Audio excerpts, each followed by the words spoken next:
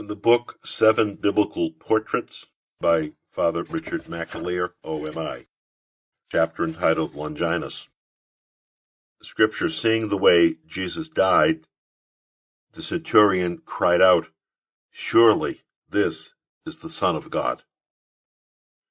The soldier standing there pierced his heart with a lance, and at once there flowed out both blood and water. Tradition gives us a personality from the Gospels who makes only a brief appearance in the story of Jesus, but who plays an outsized role in a very short time. He was the soldier who was on Calvary on Good Friday, overseeing the execution of the criminals on that fateful day. Jesus was one of 3 men being put to death that afternoon.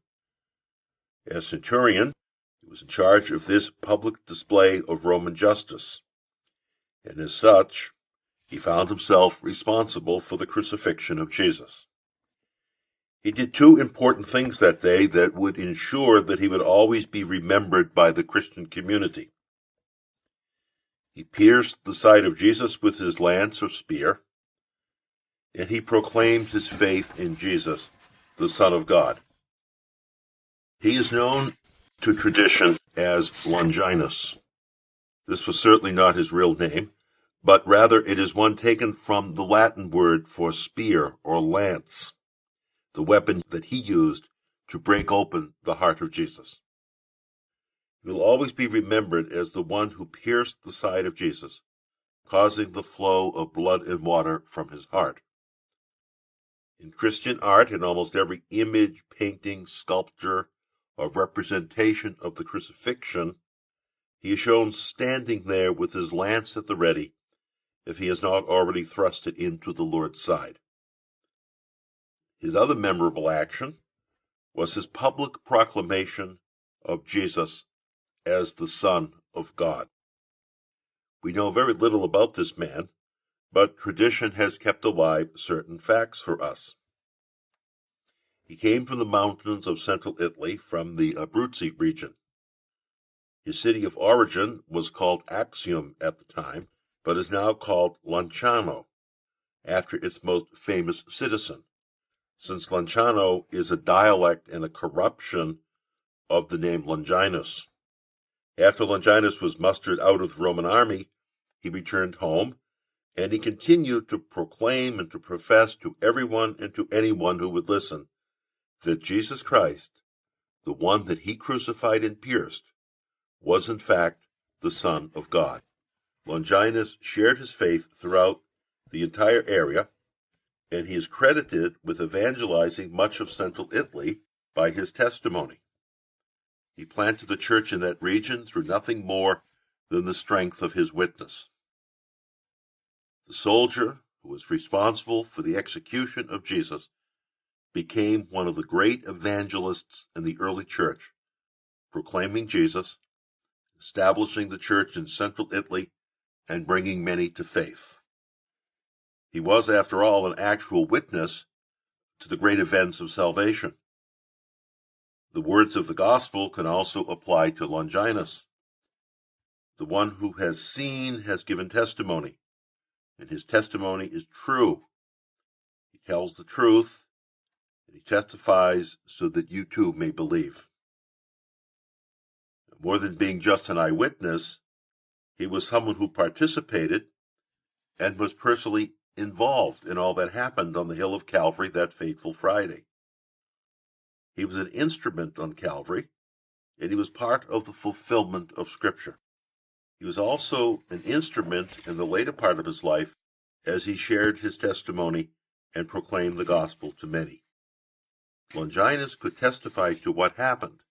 He was both a participant and a witness. On Calvary that day, the smell of death was in the air. 3 men were being put to death in the most cruel and merciless way that Roman ingenuity could devise. Crucifixion was a horrible way to die. It took a long time to expire, and the one being executed was hoisted up high so all could see their agony. They were put on display so that they could be an example to anyone who might consider breaking the law. Here was the perfect reason to obey Rome and cause no trouble for the authorities. Justice, such as it was, would be swift and cruel. Now, Jesus was one of three being executed, though he was different from the others. The other two were criminals and were guilty of terrible crimes. Jesus, however, had committed no crime and was actually innocent. He was accused of causing public unrest. This is why the inscription, King of the Jews, was hung above his head. He was not so much a criminal as a threat to the authorities. Jealousy and fear were the primary motives behind his execution. Justice and law had nothing to do with it. Anyone who knew the story that day understood that Jesus was handed over to the Romans by the Jewish leaders because they feared him. Jesus had become too popular. He was attracting crowds in ever-increasing numbers. Furthermore, they could not accept his prophetic message of forgiveness and mercy, nor his deeply personal relationship to God the Father. Jesus was being killed because of fear and envy more than anything else. Roman justice produced only injustice that day. Personal vendetta replaced Rome's famous commitment to law and to justice. There was noise, chaos on the hill of Calvary that afternoon. There were people mocking and jeering, people yelling at Jesus and taunting him, others ridiculing and laughing at him. The crowds of people, some just passers-by, and others who had come explicitly for the execution, gathered, and they were talking and arguing among themselves. Everyone seemed to have an opinion about him. Some watched and wondered about this man who was being executed. They were curious. Others were upset because the healer and the wonder worker was no more. There would be no more miracles, no more healing. They were disappointed. Still others felt that he had to be stopped before he caused even more problems with the Roman occupiers. They were satisfied with the results of the trial and were relieved. And then there were the Jewish authorities, the elders who had come to gloat and to witness their victory over the troublemaker they despised so deeply. They were the arrogant and the self-righteous. Crowds tend to be noisy anyway, and this group even more so as they discussed and argued about Jesus. Some shouted out to him, challenging him to perform a miracle, to come down from the cross, to prove himself to them. The chief priest and the elders ridiculed and taunted him. They spit, the soldiers laughed, and they mocked. It all added up to noise, chaos, and confusion that afternoon. And there were women who gathered there. They were his followers. They wept and they sobbed quietly. Any sound they made was lost in all the confusion. They were basically ignored and overlooked by the crowds of people who had gathered around the cross. They were the faithful disciples, and they were not even considered worth noticing. They were grief-stricken and bent under the weight of their sorrow. This was all that Jesus could show for 3 years of faithful ministry. All the other followers had fled and were in hiding. Nature itself became part of the chaos. When a fierce wind came up and blew dust and dirt into the air, there were claps of thunder, and the very earth rumbled and trembled. Some people were afraid. Others were so caught up in the event that was unfolding that they were scarcely aware that anything else was happening. The whole scene was confusion and chaos. It was madness. It had become dark and menacing. The air seemed to become suddenly chilled and uncomfortable. There was an eerie feeling in the air.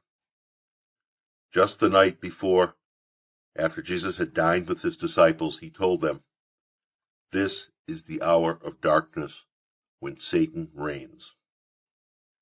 These words seemed appropriate to the unfolding scene. The violence and cruelty of the Roman soldiers, of course, was part of the major sense of darkness and evil, but that was only part of it. The tremendous injustice, obvious to so many there, was sickening as well. Then there was the arrogant gloating of the elders who had engineered this moment. They were savoring their victory over the one who dared to challenge them, to challenge their authority and their traditions. Perhaps that was the worst of all. It was as though evil was victorious, goodness and hope was defeated. However, in the midst of it all, in all the noise and confusion, with all the chaos and the excitement, there was Jesus, hanging on the cross in an agony of pain and suffering, bleeding profusely and gasping for breath. Yet he remained an island of calm peace and quiet resignation. There was something truly remarkable about this particular man who was being crucified. It was uncanny the way he suffered. He was so different from the others who had undergone this same fate. And this was not lost on Longinus. He had overseen and witnessed many crucifixions. He had seen more than his share of death. But this particular execution unnerved him. How could there be such peace in the midst of so much suffering? What was there about this one that was so different? How could anyone radiate peace in these circumstances? And then Longinus heard the words that Jesus spoke from the cross. Who was he addressing? It seemed to Longinus that Jesus was talking to God, if he could imagine such a thing. Jesus said, "Father, forgive them. They do not know what they are doing." Forgiveness was not considered a Roman virtue, but was seen only as weakness and folly. Longinus would have been more comfortable hearing curses and condemnation, but this forgiveness was a whole different matter. Nothing had prepared him for this. How could there be forgiveness and pardon in this place, in the midst of such injustice, suffering, violence, and death? With obvious injustice and vindictiveness at the root of his suffering, how could Jesus speak of forgiveness? Longinus was taken aback and had to catch his breath. Who was this man? He had heard from a friend, a fellow Centurion who was stationed in Galilee up north, about a miracle worker who had healed his son. Now Longinus realized that this Jesus is that very healer. The Centurion had gone to beg Jesus to come home with him and heal his boy who was dying. But something about Jesus had touched a place deep inside. As a father, he was desperate for his son's healing, was actually begging Jesus to come with him. And at the same time, he had an overwhelming sense that Jesus was too holy, too spiritual, too good to be involved in the affairs of his family. After all, he was a pagan, a non-believer, a sinful centurion, whose life was involved in military matters. He was the Roman occupier of this land, and he ruled with severity. To him, death and cruelty was considered normal. Now he had just become another desperate, hurting parent, pleading with Jesus, and not sure that he should even be there in the presence of such goodness. He was conflicted whether to ask Jesus to come home with him, or to accept fate and resign himself to the inevitable. But he had an idea, an inspiration. So he pleaded with Jesus. "It is better that you do not come home with me because I am not worthy of you. But you can speak a word and the healing will happen." This profession of faith touched Jesus deeply. The soldier believed in the power and the authority of Jesus. He had not found this kind of faith in the very people that should have been first to understand him and his mission. Jesus felt compassion, was moved to action. The soldier's boy was healed at that very moment. Because of his intercession and faith, his son was restored to health. Jesus had performed a miracle for this unworthy pagan. It was astounding. And Longinus' friend had shared that experience with him. Now here on Calvary, in a flash, in a sudden graced moment, Longinus had an insight into the real identity of this Jesus. It was dramatic and it was unforgettable. This Jesus was a true man of God, holy and unique. As a centurion in Galilee had a moment of enlightenment and understanding, so now it was Longinus who had an experience of insight and faith. He realized that this was the same man who healed the son of his friend in Galilee, someone truly holy. What cruel fate had brought him to die in such a horrible and humiliating way? And what plan of God had brought Longinus to oversee his execution? It did not take Longinus long to decide about Jesus. He understood in the depth of his heart that Jesus was more than a mere mortal, more than a teacher, more than just a good man unjustly accused. Longinus somehow knew in his spirit that he was in the presence of divinity. It was just too much to take in all at once. As Longinus watched the life ebb out of Jesus, he saw the love in Jesus that would not die. And to the chaotic noise of Calvary, Longinus cried out loud and clear, "This indeed is the Son of God." He's not an ordinary mortal. He's of God, unique as a prophet, a healer, someone sent from heaven to earth. God lives in him. Few heard his words, and of those who might have, few paid much heed. Yet the word was spoken clearly, and the faith was proclaimed. Into the chaotic noise of that afternoon, truth was proclaimed. Jesus had said that this would be the hour of darkness when Satan reigns. In the midst of that darkness, and at the very moment when Satan was savoring his triumph, grace was at work, and the first of many came to faith in Jesus. It was only grace that can have that effect on someone and nothing else. Grace triumphed in the midst of darkness. And out of the heart of darkness, the word of truth is proclaimed, a word about Jesus. It is the first proclamation of the gospel. Jesus is the Son of God. He triumphs over darkness and over evil. Longinus had made the journey of faith in one afternoon. First, he was confronted with Jesus, who seemed to be a tragic human figure. Then he was challenged with the deeper mystery of his person, and he heard the words that would forgive the unforgivable.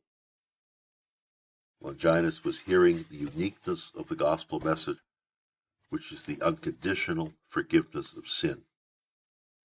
And finally, he had the great insight into the real identity of Jesus, and this led to his public expression of faith. Longinus is the first and finest example of faith and evangelization. He was the first to come to faith and proclaim Jesus, the first to convert from paganism and become a Christian. The first gift resulting from the suffering of Christ on Calvary is the conversion of Longinus. So Longinus was faithful to his duties and did what he had to do and what was expected of him. He had to ensure that the crucified men were really dead. The normal way to do this was to break their legs so they would not be able to breathe and they would quickly expire. But Longinus took his spear, his lance, and pierced the side of Jesus. He had observed that Jesus had already died, and there was no need to break his legs. The lance actually entered into the heart of Jesus, and that caused both blood and water to flow freely from his side. Longinus was splattered by both blood and water. He was touched with the redemptive gift of the Lord's life poured out from his heart. Jesus shed his blood not in vain, but as a fruitful source of life, and Longinus was the first to benefit. From the pierced heart of Christ flowed this life-giving blood that touched him with mercy, and from it as well the water that washed him clean. There is a great mystery in the redemptive death of Jesus. The one who killed Jesus became the first to benefit from his death. From the midst of darkness a light shone forth, because the light shines in the darkness, and nothing can overpower that light. Longinus was bathed in the light, and then the light shone out from him. Longinus is a model of grace and mercy. The soldier, the sinner, the executioner, the unbeliever became the first believer among the pagans. He became a witness to the Lord. He became an evangelist who shared his witness and became a leader in the early community of Christians. And finally, he became a saint. The mercy of God and the triumph of love are seen at work in him. It is a miracle of grace. And what we learn from Longinus can help us in our day when we think about faith in this secular, materialistic, and indifferent age of ours. First, conversion is a work of grace. No amount of arguing or reasoning will lead someone to believe. Faith is a gift. It's given by God freely and unconditionally. Prayer will be more effective than arguments. Intercession is a powerful gift that is available to all and works spiritually. Second, witness is important. When arguments, discussions, and logic fail, witness touches the heart. John Paul II said that it is the example of living the gospel and giving witness to the law of love and mercy that will make a difference in today's world. That is why, as Pope, he canonized and beatified so many people. Each one was a witness to the gospel being lived out with heroism in the world. Every saint is an example of faith and love, and therefore is a light piercing the darkness of a faithless and secular world. For Longinus, it was the witness and example of Jesus himself that touched something deep in his heart. Jesus was an island of peace in the chaos of the moment, and Jesus' words of forgiveness were a light that pierced the dark place. These were powerful witnesses of the gospel of Jesus. Longinus did not hear a sermon preached, did not witness a miracle or see a healing. He observed, and he was moved by the example of Jesus himself. Witness to the gospel will have the power to pierce the darkness with a ray of light. A hungry heart will always be attracted to the light. Finally, the conversion of Longinus was something that happened at a moment when darkness was reigning. Well, no matter how dark or bleak it may be, God still works. Despair has no place, even in the nightmare that was Calvary. In the midst of tragedy and death, loss, and the seeming triumph of evil, grace was at work. It changed a heart, changed a life. Longinus teaches us what hope is.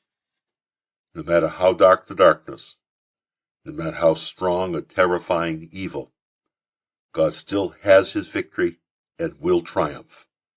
This is the essence of hope.